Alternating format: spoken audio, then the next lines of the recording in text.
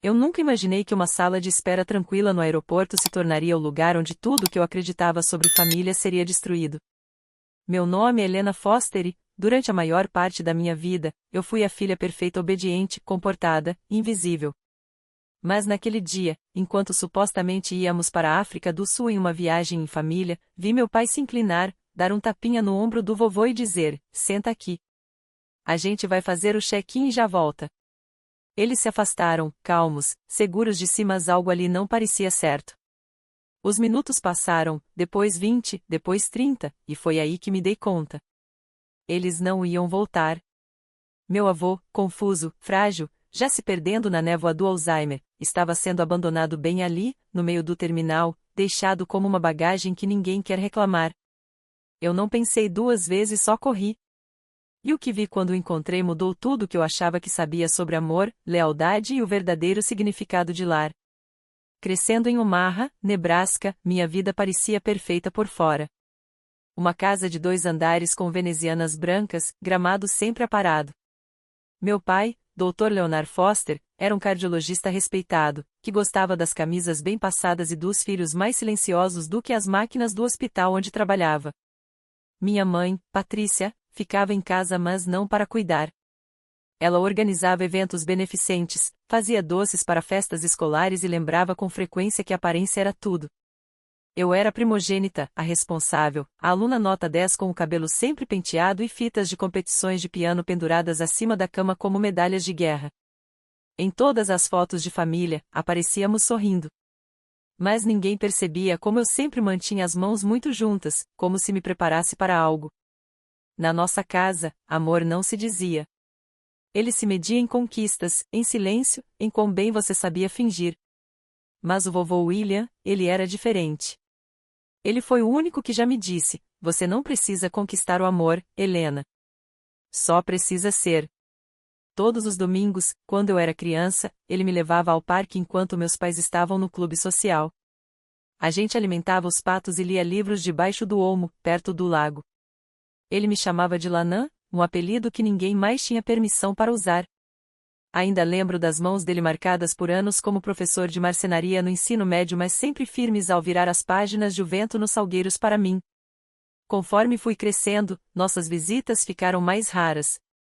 Papai dizia que o vovô estava ficando lento, confuso. Com o tempo, aqueles domingos cessaram por completo. Ele foi levado para o quarto de hóspedes no andar de cima, fora de vista, fora do caminho. Mas eu ainda subia lá às escondidas de vez em quando, especialmente na época das provas finais do colégio, quando a pressão por perfeição me fazia sentir como se estivesse sufocando. O vovô nunca perguntava pelas minhas notas. Ele só sorria e dizia: "Me conta uma coisa bonita que você viu hoje." E eu sempre tinha algo para contar. Ele lembrava das pequenas coisas, mesmo quando começou a esquecer as grandes. No começo, era inofensivo, me chamava de Laney 3 vezes seguidas, como se surpreendesse por eu ainda estar ali. Depois, ele começava a se perder em histórias do passado, repetindo a mesma frase como se fosse novidade. Meu pai começou a se irritar. Minha mãe passou a falar dele no passado, mesmo com ele sentado na sala. Mas para mim, ele ainda era o meu avô, ainda era o homem que me ensinou a olhar para o céu e enxergar mais do que só o tempo. E foi por isso que, quando meu pai disse que íamos todos viajar juntos para criar memórias antes que a situação piorasse, eu quis acreditar. Mesmo quando algo dentro de mim sussurrava: "Ninguém cria lembranças deixando alguém para trás." Antes do esquecimento começar, o vovô era a única pessoa que lembrava de tudo que realmente importava. Ele lembrava que eu detestava leite com chocolate, mas amava o de morango. Ele lembrava das minhas histórias favoritas, do jeito que eu cantarolava baixinho quando estava nervosa, e do fato de que meu nome do meio vinha da mãe dele e não da minha mãe, por mais que ela tentasse dizer o contrário. Ele nunca me esqueceu. Mesmo quando o Alzheimer começou a corroer sua noção de tempo e lugar, mesmo quando ele trocava nomes e datas, de alguma forma, ele ainda me olhava como se eu fosse o lar dele. A primeira vez que ele esqueceu onde estava, eu tinha 16 anos.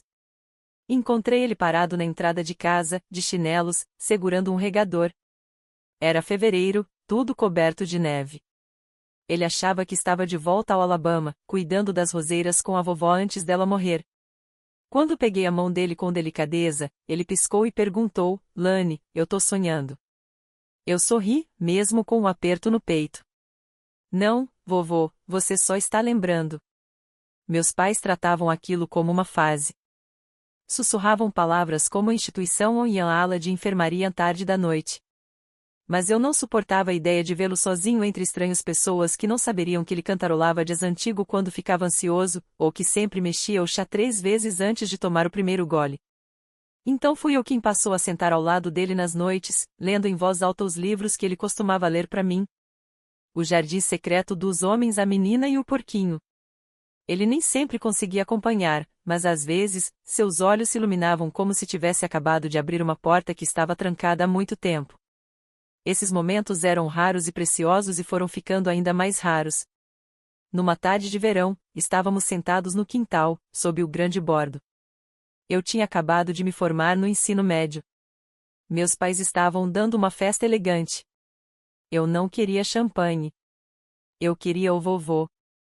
Naquele dia, ele me olhou os olhos mais claros do que em semanas e disse: Lani, quando eles pararem de me enxergar, promete que você não vai parar. Eu congelei. Eu nunca pararia de te enxergar. Ele assentiu e colocou a mão sobre a minha. Então, quando chegar a hora, você vai saber o que fazer.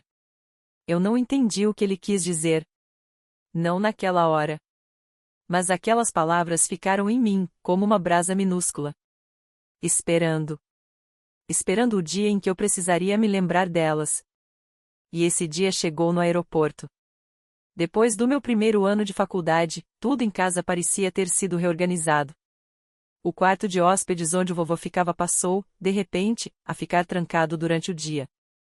A mamãe dizia que era para a segurança dele. O papai falava que ele precisava descansar. Mas eu percebi como o corredor agora ficava estranhamente silencioso. Como eles já não o chamavam mais para jantar. Como pararam de corrigir as pessoas quando assumiam que o vovô já não morava mais com a gente. Ele estava desaparecendo da família como uma fotografia antiga deixada sob o sol. Eu resisti do único jeito que podia. Deixava bilhetes no criado mudo dele, escondia seus biscoitos de limão favoritos, aqueles da padaria perto do campus, sentava ao lado dele por longos períodos, mesmo que ele só ficasse olhando pela janela e me chamasse de Rose, o nome da irmã falecida. Mas o que mais doía não era ele me esquecer. Era eles esquecerem. Numa tarde, ouvi meu pai no telefone. Sim, eu sei que o advogado disse que ela vai precisar assinar junto, mas ela é só uma menina. A gente resolve. Ele estava falando de mim? Esperei até ele sair da sala, depois fui na ponta dos pés até o balcão e espiando os papéis. Diretivas médicas. Planejamento patrimonial. Eles não estavam apenas se preparando para o declínio do vovô. Eles estavam preparando a transferência de tudo longe dele. E de mim? Naquela noite, eu os confrontei. Ele ainda me reconhece, eu disse, com a voz presa. Ele ainda sorri quando leio para ele. Ainda ri quando eu queimo a torrada. Ele ainda está aqui. Mamãe não levantou os olhos enquanto dobrava a roupa. Helena, você é muito emocional. Sempre foi muito apegada. Papai suspirou. Você acha que amor é suficiente? Não é. Estamos fazendo o que é responsável. Responsável? Rebati, engolindo a raiva. Você quer dizer conveniente? Retruquei. Isso me rendeu silêncio seguido de frieza. A partir daí, me excluíram de todas as conversas sobre os cuidados do vovô. Voltei do campus num fim de semana e encontrei tudo diferente. Tinham tirado os livros dele, jogado fora seus chinelos, trocado o bule de chá que ele tanto amava. Minimalismo, disse minha mãe, animada demais. Mas, para mim, parecia uma borracha. Então veio o anúncio. Vamos para a África do Sul, disse meu pai durante o jantar, certa noite. Uma viagem em família. Uma última memória juntos. O sorriso dele estava largo demais, os olhos, atentos demais. Olhei pro vovô, sentado em silêncio ao meu lado, os dedos tamborilando um ritmo invisível na mesa. Ele não parecia acompanhar a conversa. Mas quando me inclinei e sussurrei: Quer ir numa aventura? Ele olhou para mim e piscou. Foi um gesto pequeno, mas era ele. E foi assim que aceitei ir. Não porque acreditava neles, mas porque algo dentro de mim dizia que aquilo não era só uma viagem. Era um teste. E eu precisava estar perto, caso eles falhassem. Saímos rumo ao aeroporto pouco antes do amanhecer. O céu ainda sangrava em tons de laranja e o ar tinha cheiro de orvalho e combustível quando carregamos o carro. Vovô vestia seu cardigã azul marinho ou a suéter de viagem, como ele chamava. Estava abotoado errado e com as mangas compridas demais. Ele segurava um porta-retrato com a foto da vovó em uma mão e meu pulso na outra. Papai olhava o relógio sem parar. Mamãe conferia o reflexo no espelho retrovisor. Eu olhava para os olhos do vovô, procurando sinais de que ele ainda estava ali com a gente. No banco de trás, sussurrei. Tá animado, vovô? Ele não respondeu. Apenas olhou pela janela e cantarolou alguma coisa. Quase reconheci, talvez uma antiga canção militar, talvez uma canção de ninar. Apertei a mão dele. Estamos indo para um lugar quente. Elefantes, lembra? Ele me olhou e disse baixinho. Você vai ser uma ótima professora um dia, Rose. Eu não o corrigi. Ele sempre me chamava de Rose quando estava com medo. No aeroporto, as filas eram longas e o ambiente vibrava com barulho e luz fluorescente. Minha mãe me puxou de lado.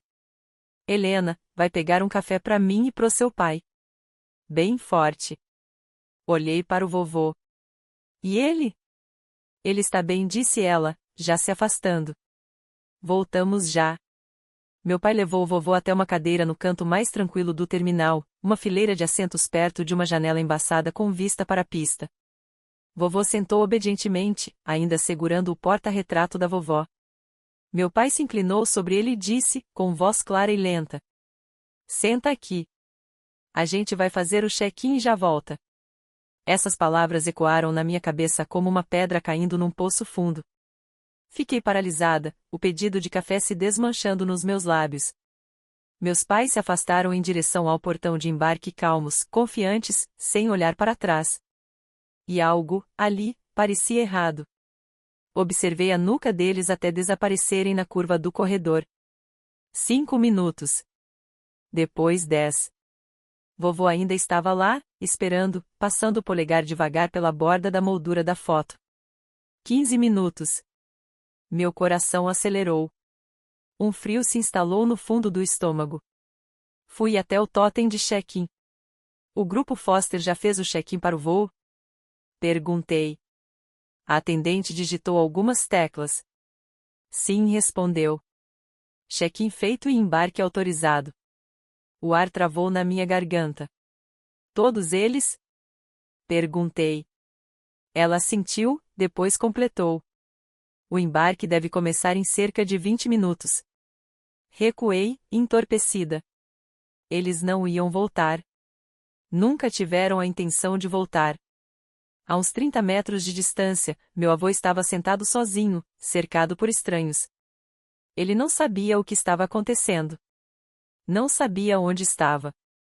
Só sabia que tinham dito, espera, gente. E ele esperava porque é isso que pessoas leais fazem. Comecei a andar. Depois a correr. Me empurrei por entre a multidão. A garganta apertada. Sempre imaginei que a traição seria barulhenta, portas batendo, gritos. Mas aprendi que a traição é silenciosa. Ela se afasta em silêncio, enquanto você ainda sorri. Não lembro de ter decidido correr. Meu corpo simplesmente foi. O som das rodinhas de malas e dos anúncios de embarque virou ruído de fundo enquanto eu corria de volta pro canto quieto do terminal, onde o vovô ainda estava. Lá estava ele, na mesma cadeira, os ombros caídos, os olhos varrendo a multidão como uma criança esperando por pais que a esqueceram. Vovô ofeguei, ajoelhando na frente dele sou eu. A Helena. Os olhos dele brilharam com um instante de reconhecimento, seguido de confusão. Rose? Sussurrou, com a voz seca. Tá tudo bem, falei, segurando suas mãos, que estavam frias. Eu tô aqui. Você não tá sozinho. Ele olhou ao redor, perdido. Onde foi seu pai? Ele disse que voltava logo, era pra eu ir pra algum lugar? Minha garganta apertou ainda mais. Não. Era para você ficar comigo. Só isso. Ele apertou minhas mãos com mais força, trêmulo. Eu estava com tanto medo. Laney também. Eu não sabia o que fazer. Queria gritar. Não com ele, mas com as pessoas que tinham simplesmente ido embora, com tanta facilidade. Pessoas que arrumaram os passaportes, imprimiram os cartões de embarque e fizeram as pazes com o abandono daquele homem que um dia os carregou nos ombros, que ensinou a pescar, que ficou acordado durante pesadelos e pagou pelo primeiro carro de cada um. Me levantei e o ajudei a se erguer com cuidado. Vamos, vovô. A gente vai embora. Ele hesitou, olhando na direção dos portões do terminal. A gente não ia fazer uma viagem? Ia, respondi, enrolando o cachecol no pescoço dele, mas não há que eles planejaram. Enquanto caminhávamos em direção à saída, ouvi meu nome. Helena. Virei. Minha mãe estava parada ao lado da escada rolante, os saltos batendo contra o piso de azulejo, o rímel borrado, o celular ainda na mão. Meu pai estava atrás dela, rígido, calado. Helena, volte aqui agora. Apertei mais forte a mão do vovô. Ele nem sabe onde está. Disparou minha mãe, com a voz aumentando. Ele precisa de cuidados. Cuidados profissionais. Você não sabe o que está fazendo. Eu sei exatamente o que estou fazendo, respondi. Estou me recusando a deixar ele aqui, como se fosse uma bagagem esquecida na sala de espera. Finalmente, meu pai falou. A voz baixa, cortante. Você está fazendo um escândalo. Pense em como isso parece. Como parece? Ri, amarga. Ele é seu pai? Eles congelaram por um instante. Ficamos todos em silêncio. O zumbido do terminal nos cercando. Então eu disse. Vocês abandonaram ele. Não gritei. Não chorei. Só disse. Como uma sentença. Os lábios da minha mãe se entreabriram, mas nenhuma palavra saiu. Dei um passo para trás. Terminamos aqui. Helena, se você sair agora. Começou meu pai. Mas eu saí. Saí do terminal para a luz fria da manhã. Meu casaco mal dava conta de cobrir nós dois. Chamei o primeiro táxi que vi e ajudei o vovô a entrar, as mãos dele ainda tremendo. Viajamos por quilômetros em silêncio, com o aeroporto encolhendo atrás de nós como um pesadelo ruim. Só quando chegamos à rodoviária é que finalmente soltei o ar dos pulmões. Para onde estamos indo? Perguntou o vovô com suavidade, os olhos embaçados. Peguei meu celular, rolei pelas mensagens até encontrar o contato que tinha salvo semanas antes, aquele que nunca pensei que usaria. Junho Armon. A irmã mais nova do meu avô. Minha tia-avó. A única da família que ainda mandava cartões de aniversário com bilhetes escritos à mão. Ela morava numa pequena propriedade no Kansas e, alguns meses atrás, tinha me ligado preocupada com ele. Se alguma coisa acontecer, Helena, você me liga. Não deixa eles o esconderem num canto. Liguei. Ela atendeu no segundo toque. June, é a Helena. O vovô precisa de você. A gente precisa. A voz dela falhou.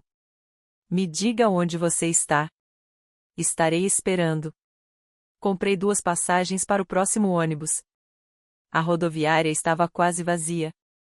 Ajudei o vovô a se sentar, enrolei meu cachecol nele e apoiei a cabeça dele no meu ombro. Ele adormeceu antes mesmo do motor do ônibus ganhar vida. Viajamos rumo ao nascer do sol, passando por campos, postes de telefone e cidades sonolentas. Observei a paisagem mudar, mas não me senti perdida. Não mais. Estávamos indo para um lugar onde seríamos vistos, onde pertenceríamos. Pela primeira vez na vida, eu não estava seguindo meus pais. Eu estava escolhendo. E essa escolha, embora assustadora, parecia um retorno para casa. O ônibus chegou à pequena estação de Alton, Kansas, pouco depois do meio-dia. Era silencioso ali, quase silencioso demais depois da correria dos terminais e do barulho dos motores, mas eu acolhi aquela quietude como um presente.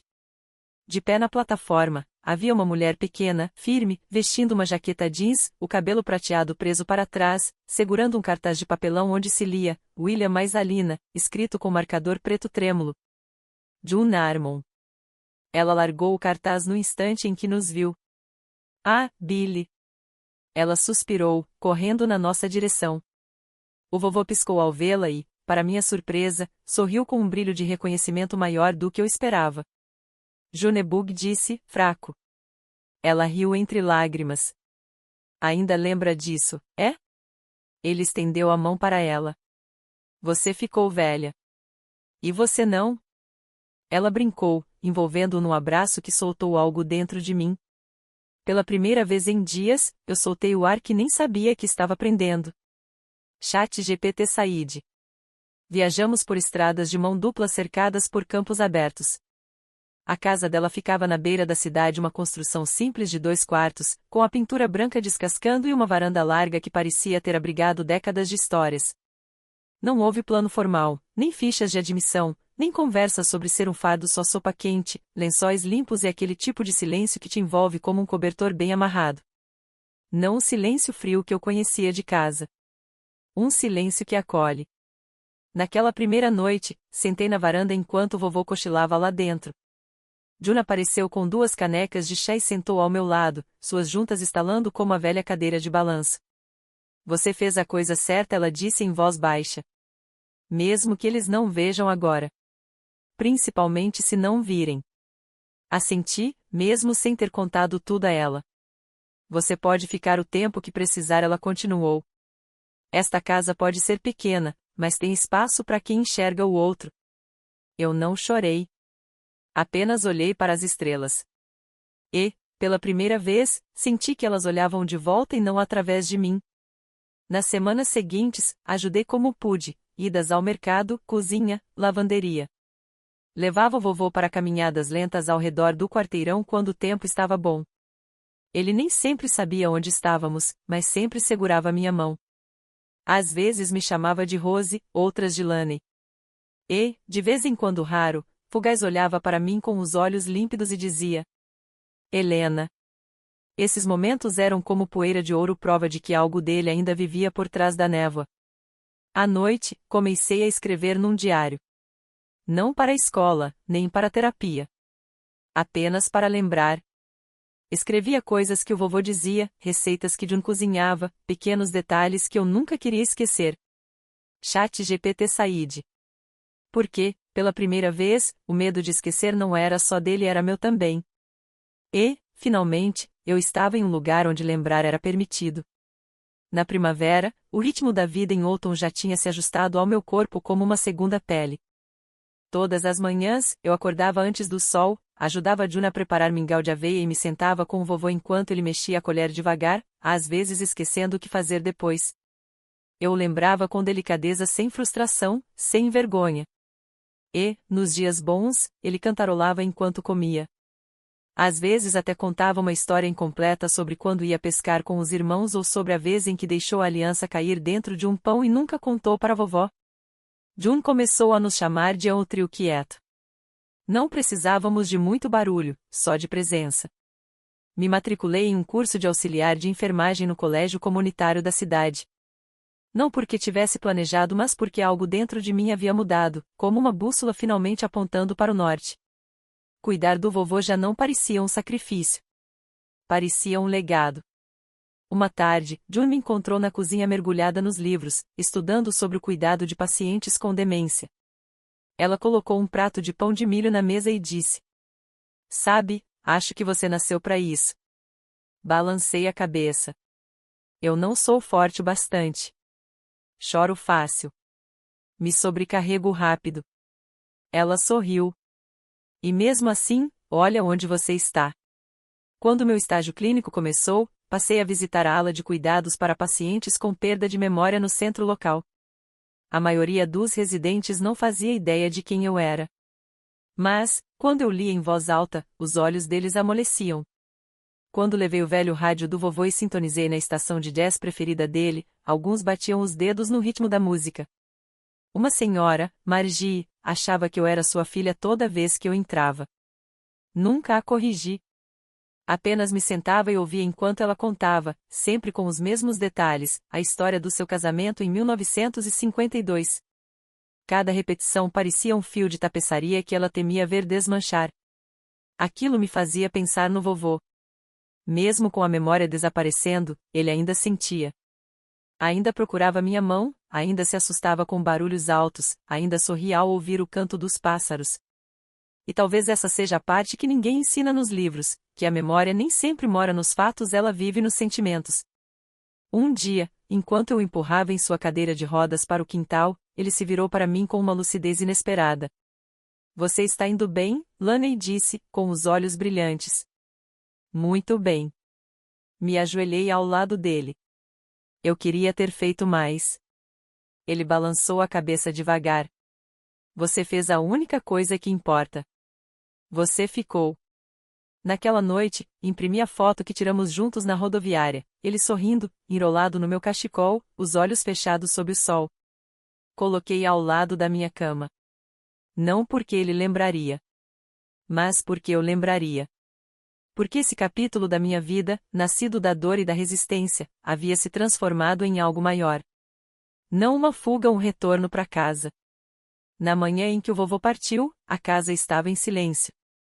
Encontrei-o em sua poltrona, perto da janela, as mãos repousando sobre um cobertor gasto, com o rádio tocando um jazz suave ao fundo. A foto emoldurada da vovó ainda estava sobre a mesinha ao lado. Seus olhos estavam fechados, o rosto sereno, como se tivesse adormecido no meio de uma história. Eu não chorei de imediato. Apenas me sentei ao lado dele, segurei sua mão e sussurrei: você pode descansar agora.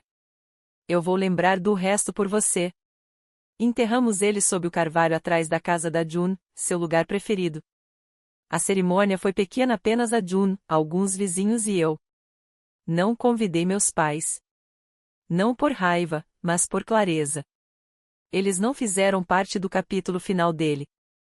Não mereciam estar no encerramento. Mas, uma semana depois, voltei para Omaha. Precisava retornar não por eles, mas por mim. Toquei a campainha da casa onde cresci. Ela parecia menor de algum modo, como um palco depois que a cortina cai. Mamãe abriu a porta, os olhos arregalados. Helena! Murmurou. Ela parecia não ter dormido há dias. Papai estava atrás dela, de braços cruzados. Mas não parecia desafiador, apenas cansado. Fiquei sabendo, ela disse em voz baixa. Sobre o seu avô. Assenti. Ele se foi em paz, cercado por pessoas que o amavam. Ela baixou os olhos, as mãos torcendo os dedos. A gente não quis. Murmurou. Vocês quiseram, sim, interrompi suavemente. Vocês quiseram deixá-lo no aeroporto. E teriam feito o mesmo comigo se eu não tivesse seguido o roteiro de vocês. Meu pai deu um passo à frente. Ele não lembrava de você na maioria dos dias. Não era pessoal. Nunca foi sobre o que ele lembrava, respondi. Foi sobre o que eu me recusei a esquecer. Peguei a bolsa e tirei de dentro o envelope que June havia me entregue no dia anterior. O testamento revisado do vovô, com uma carta silenciosa dobrada dentro, suas economias, sua pensão, e um bilhete que dizia: para Helena, você foi a única que ficou. Meu amor pertence a você. Continue lembrando. Vovô. Entreguei aquilo a eles sem dizer uma palavra. Os rostos deles passaram da surpresa à culpa, e depois a algo mais difícil de nomear. Não estou aqui para brigar, falei. Só queria que soubessem que eu estou bem. E que ele também estava. Virei para sair, mas minha mãe segurou meu pulso. Helena, você quer voltar para casa? Olhei nos olhos dela. Olhei de verdade. E, pela primeira vez, não vi crueldade, mas vazio. Uma mulher que construiu a vida com base no controle e agora se via no centro do nada. Eu já estou em casa, respondi. Em Oughton, com pessoas que me lembravam antes que eu precisasse merecer isso. De volta ao Kansas, retomei meus estudos, meus pacientes e a varanda onde o vovô costumava sentar. Abri um círculo de leitura para crianças e idosos. Pendurei a foto dele comigo na parede, ao lado do meu certificado de enfermagem. E, Todas as noites, eu sussurrava para as estrelas. Eu não deixei ele ir. Porque ao escolher ele, eu escolhi a mim mesma. E isso sempre vai ser o suficiente.